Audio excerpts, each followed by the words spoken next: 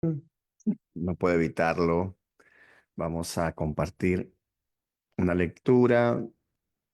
Quería postergarla para mañana, pero no puedo. Me parece impresionante la lectura.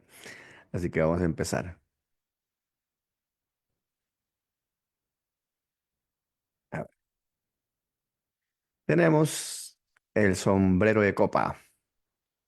Seguimos leyendo el libro de El mundo de Sofía. Este libro, que desde ya es dicho que es espectacular.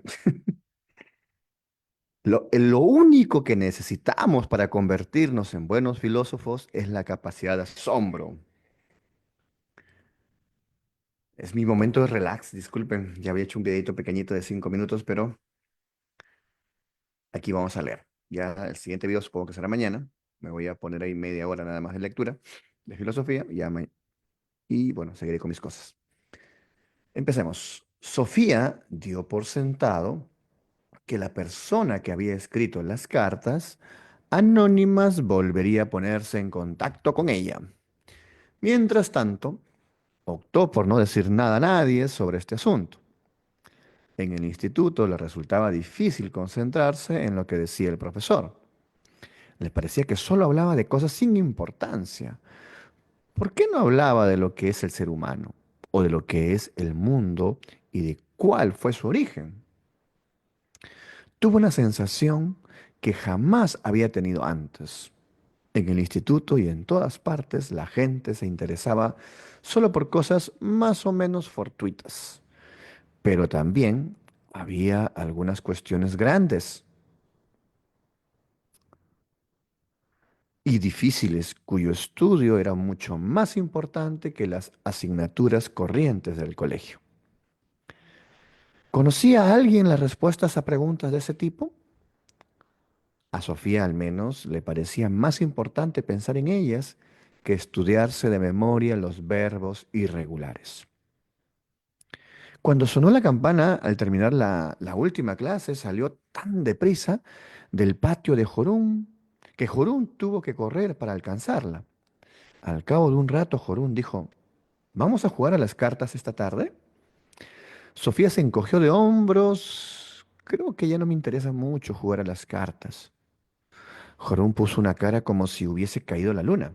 Como si se hubiese caído la luna. Ah, ¿no? ¿Quieres que juguemos al bádminton? Sofía miró fijamente al asfalto y luego a su amiga. Creo que tampoco me interesa mucho el bádminton. Pues vale. Sofía detectó una sombra de amargura en la voz de Jorún. ¿Me podrías decir entonces qué es lo que tan de repente es mucho más importante?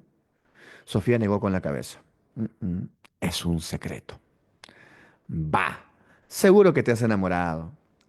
Anduvieron un buen rato sin decir nada. Cuando llegaron al campo de fútbol, Jorún dijo, cruzo por el campo.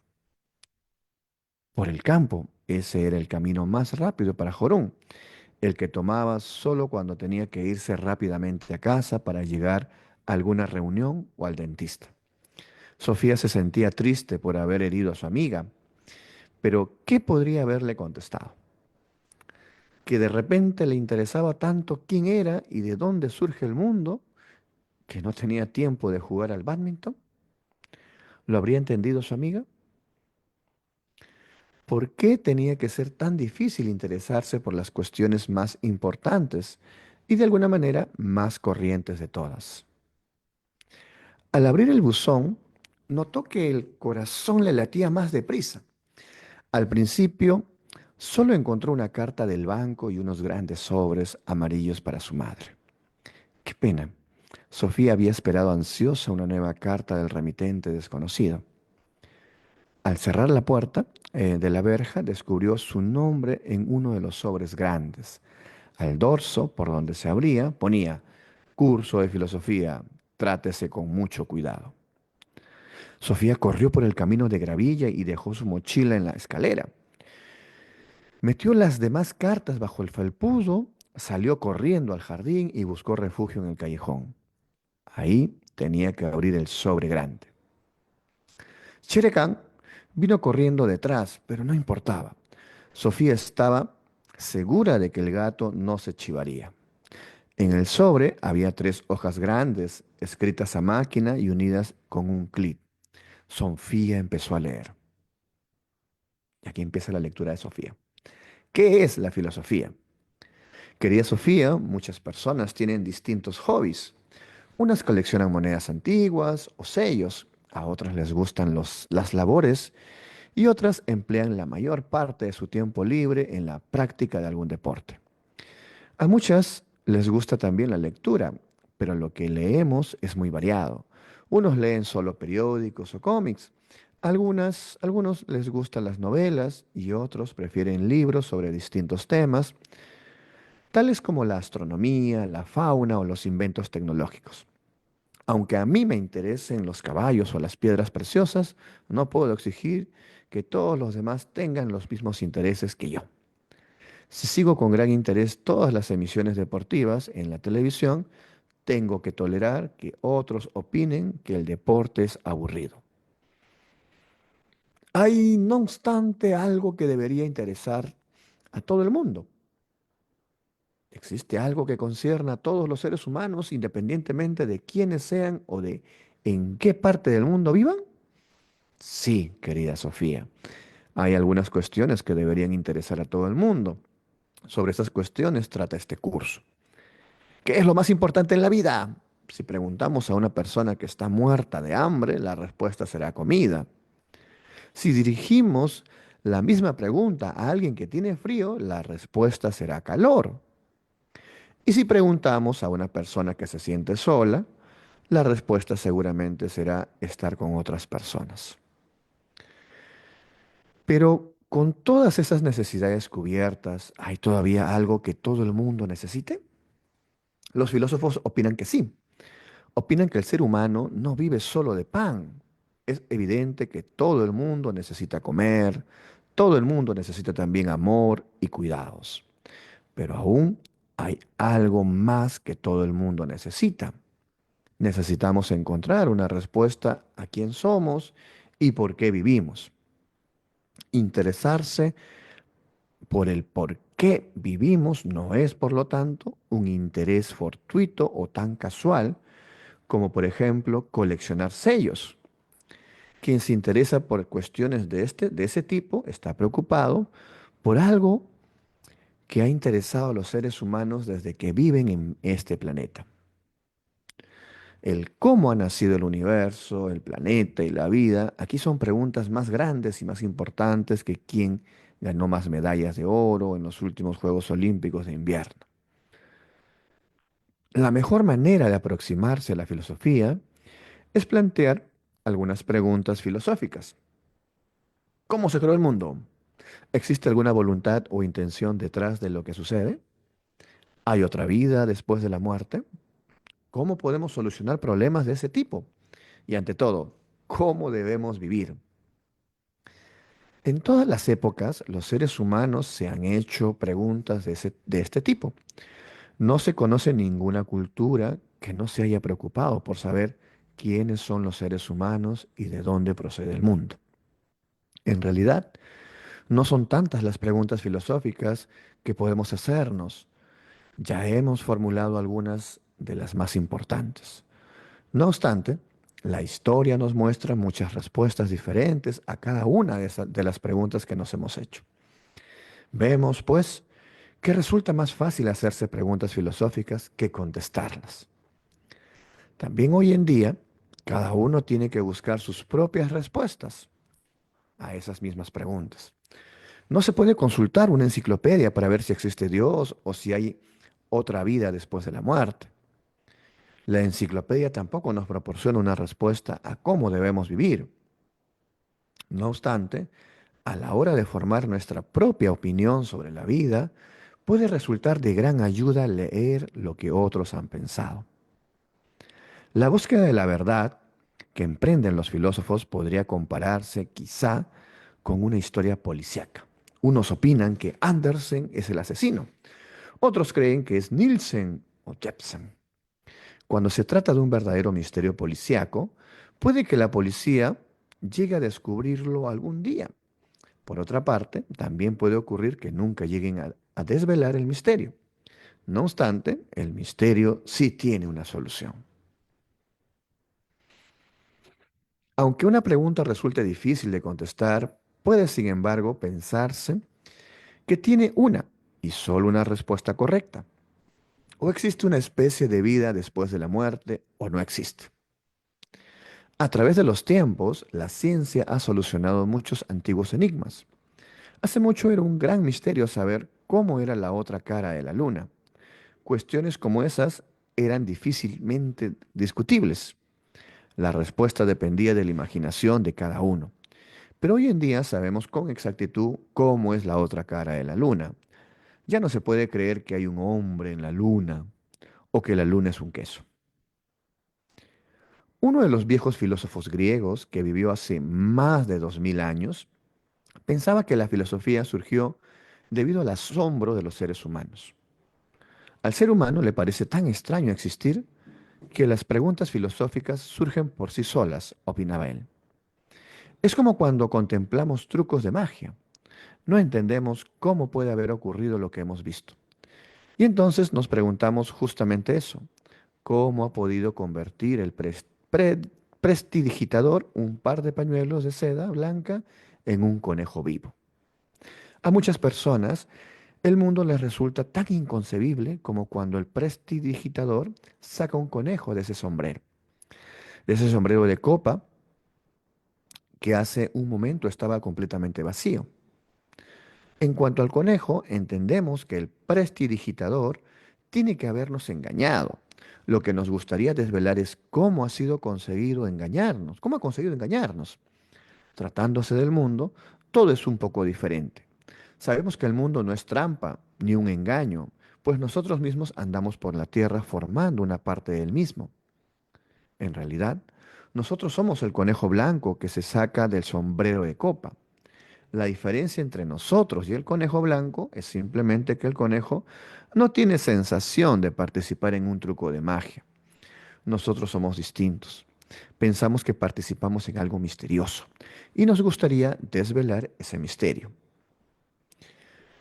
Postdata, en cuanto al conejo blanco, quizá convenga compararlo con el universo entero. Los que vivimos aquí somos unos bichos minúsculos que vivimos muy dentro de la piel del conejo.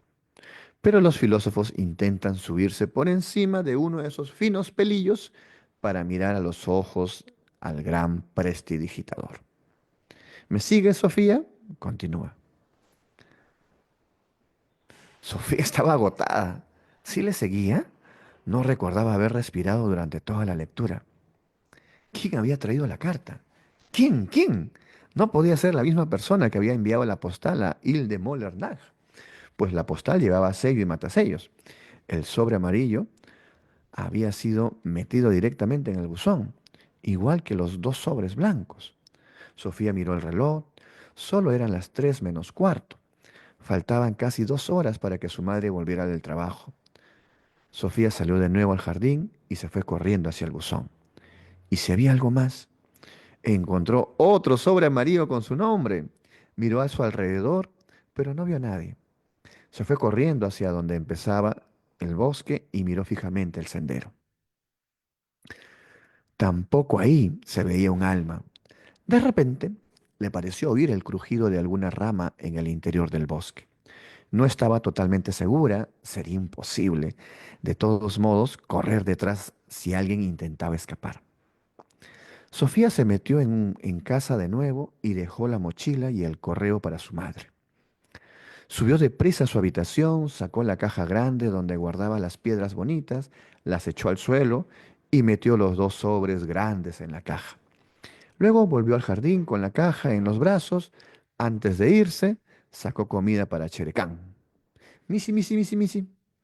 De vuelta en el callejón, abrió el sobre y sacó varias nuevas hojas escritas a máquina. Empezó a leer. Un ser extraño. Aquí estoy de nuevo. Como ves, este curso de filosofía llegará en pequeñas dosis. He aquí unos comentarios más de introducción. Dije ya que lo único que necesitamos para ser buenos filósofos es la capacidad de asombro. Si no lo dije, lo digo ahora. Lo único que necesitamos para ser buenos filósofos es la capacidad de asombro. Todos los niños pequeños tienen esa capacidad. No faltaría más.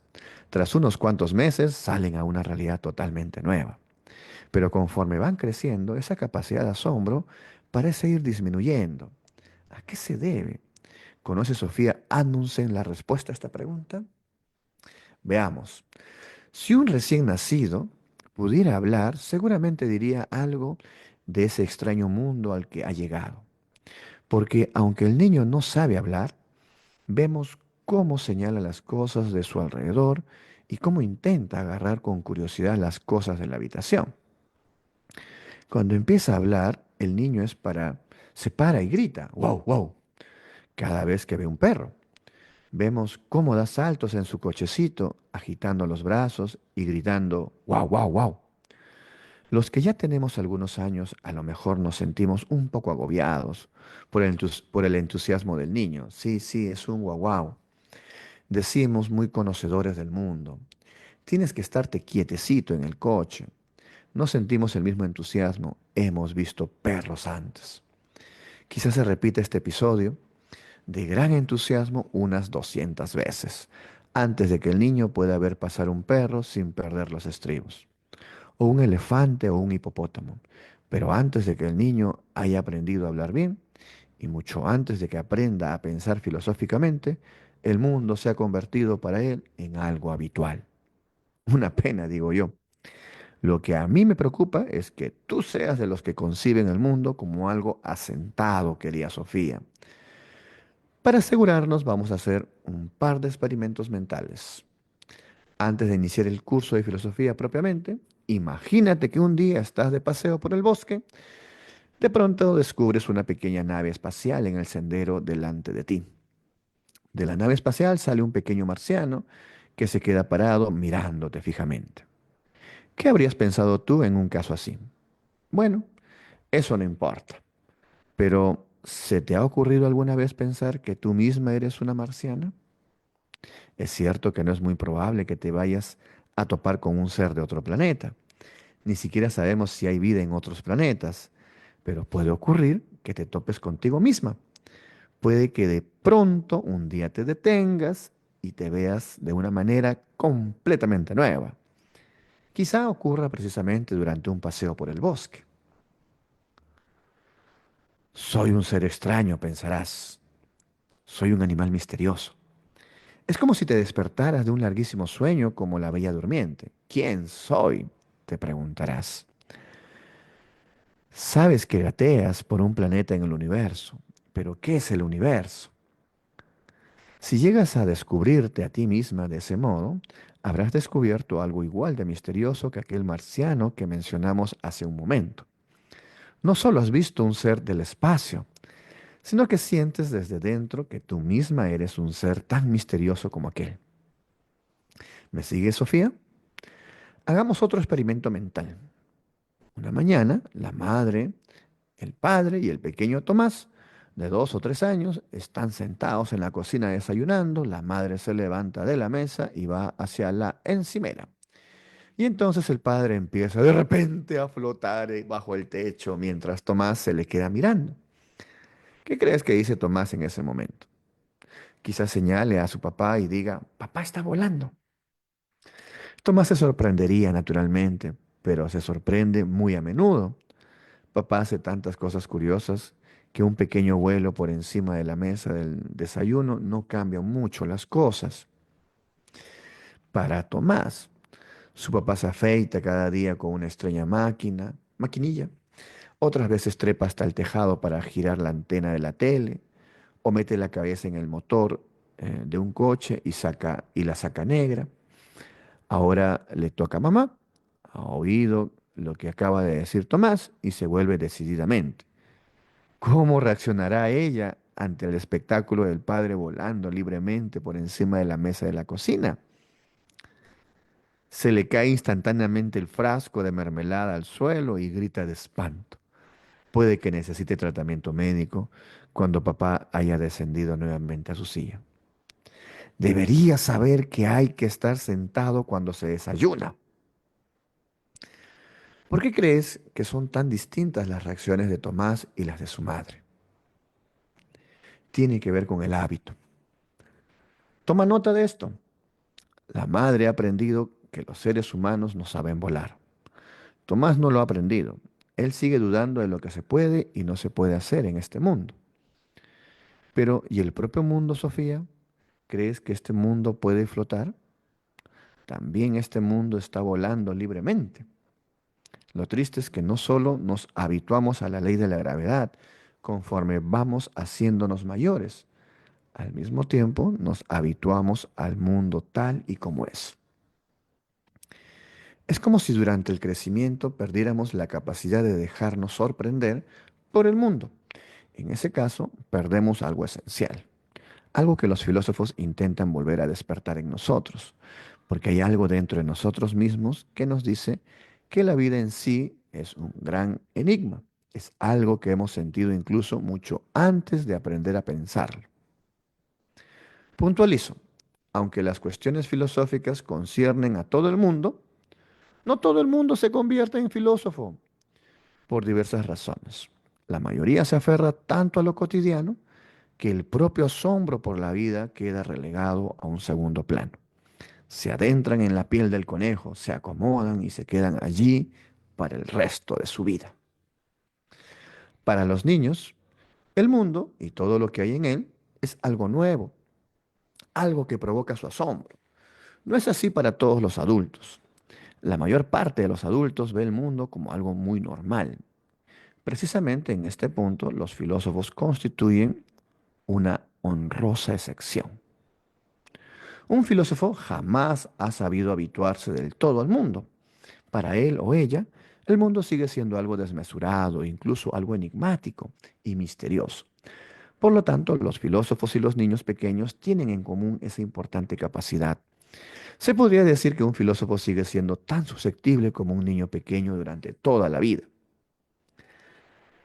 De modo que puedes elegir, querida Sofía, ¿eres una niña pequeña que aún no ha llegado a ser la perfecta conocedora del mundo? ¿O eres una filósofa que puede jurar que jamás lo llegará a conocer? Si simplemente niegas con la cabeza y no te reconoces ni en el niño ni en el filósofo, es porque tú también te has habituado tanto al mundo que te ha dejado de asombrar. En ese caso, corres peligro.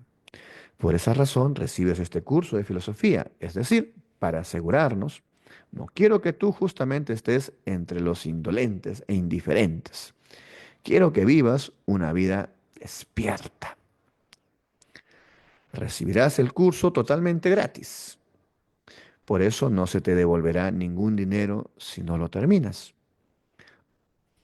No obstante, si quieres interrumpirlo, tienes todo tu derecho a hacerlo. En ese caso, tendrás que dejarme una señal en el buzón. Una rana viva estaría bien.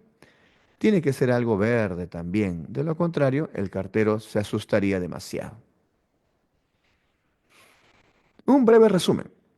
Se puede sacar un conejo blanco de un sombrero de copa vacío.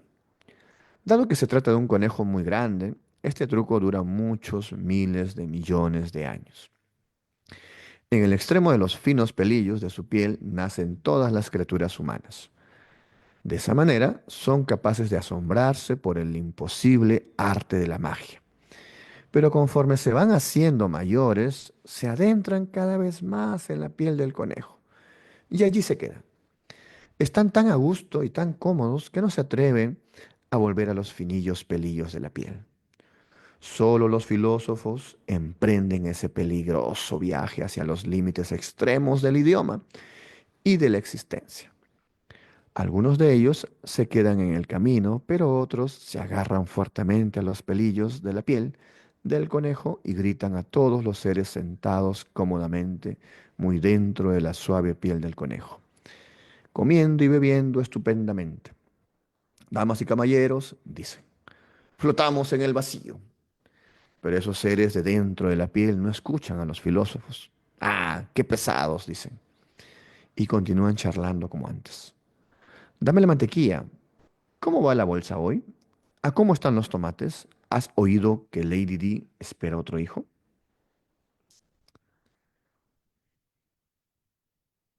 Ahí termina la lectura de Sofía. Que Sofía está leyendo, ¿no? Ahora empieza a describirse nuevamente el libro. Cuando la madre de Sofía volvió a casa más tarde, Sofía se encontraba en estado de shock. La caja con las cartas del misterioso filósofo se encontraban bien guardadas en el callejón. Sofía había intentado empezar a hacer los deberes, pero se quedó pensando y meditando sobre lo que había leído. Había tantas cosas en las que nunca había pensado antes. Ya no era una niña, pero tampoco era del todo adulta. Sofía entendió que ya había empezado a adentrarse en la espesa piel de ese conejo, que se había sacado del negro sombrero de copa del universo. Pero el filósofo la había detenido. Él, o sería ella, la había agarrado fuertemente y la había sacado hasta el pelillo de la piel donde había jugado cuando era niño. Y ahí, en el extremo del pelillo, había vuelto a ver el mundo como si lo contemplara por primera vez. El filósofo la había rescatado, de eso no cabía duda. El desconocido remitente de cartas la había salvado de la indiferencia de la vida cotidiana. Cuando su madre llegó a casa sobre las 5 de la tarde, Sofía la llevó al salón y la obligó a sentarse en un sillón. Mamá, ¿no te parece extraño vivir? Empezó. La madre se quedó tan aturdida que no supo qué contestar. Sofía solía estar haciendo los deberes cuando ella volvía del trabajo. Bueno, dijo, a veces sí, a veces. Lo que quiero decir es si no te parece extraño que exista un mundo. Pero, Sofía, no debes hablar así. ¿Por qué no? Entonces, ¿acaso te parece el mundo algo completamente normal? Pues claro que lo es, dice la mamá, ¿no? Por regla general al menos. Sofía entendió que el filósofo tenía razón. Para los adultos, el mundo era algo asentado. Se habían metido de una vez por todas en el suelo, en el sueño cotidiano de la bella durmiente. Va, simplemente estás tan habituada al mundo que te ha dejado de asombrar, dijo. La mamá dice, ¿qué dices? Sofía, digo que estás demasiado habituada al mundo, completamente atrofiada. Vamos. La mamá le dice, Sofía, no te permito que me hables así. Sofía le contesta, entonces lo diré de otra manera. Te has acomodado bien dentro de la piel de ese conejo que acaba de ser sacado del negro sombrero de copa del universo. Y ahora pondrás las patatas a cocer. Y luego leerás el periódico. Y después de media hora de siesta verás el telediario. El rostro de la madre adquirió un aire de preocupación. Como estaba previsto, se fue a la cocina a poner las patatas a hervir. Al cabo de un rato volvió a la sala de estar y ahora fue ella la que empujó a Sofía hacia un sillón. Sofía, siéntate al sillón. Tengo que hablar contigo sobre un asunto, empezó a decir. Por el tono de su voz, Sofía entendió que se trataba de algo serio. La mamá le dice, ¿no? ¿No te habrás metido en algo de drogas, hija mía? Y Sofía le contesta. Sofía se echó a reír, pero entendió por qué esta pregunta había surgido exactamente en esta situación. Sofía le dice, ¿no estás loca? Dijo. Las drogas te atrofian aún más. Y no se dijo nada más aquella tarde, ni sobre drogas, ni sobre el conejo blanco. El siguiente capítulo son los mitos. Bien, hemos concluido esta pequeña etapa. Bueno, mi nombre es Iván Gómez Torres, soy abogado, soy asesor y defensor en temas penales. Así que mi propuesta es que todo abogado, todo estudiante de derecho, conozca filosofía, que nos va a servir para litigar, o si eres juez o fiscal, para tener argumentos. Por ahora, quizás el mensaje es cuestionemos, ¿no? Hagamos preguntas, siempre. Que tengas un excelente día, comparte el video si lo tienes, y si estás en el fanpage, dale like, ¿no? O sigue, ¿no? Sigue el fanpage de filosofía sobre todo. Y en el caso del YouTube, bueno, dale un like, ¿no? Y comparte el video. Hasta luego. Chao, chao.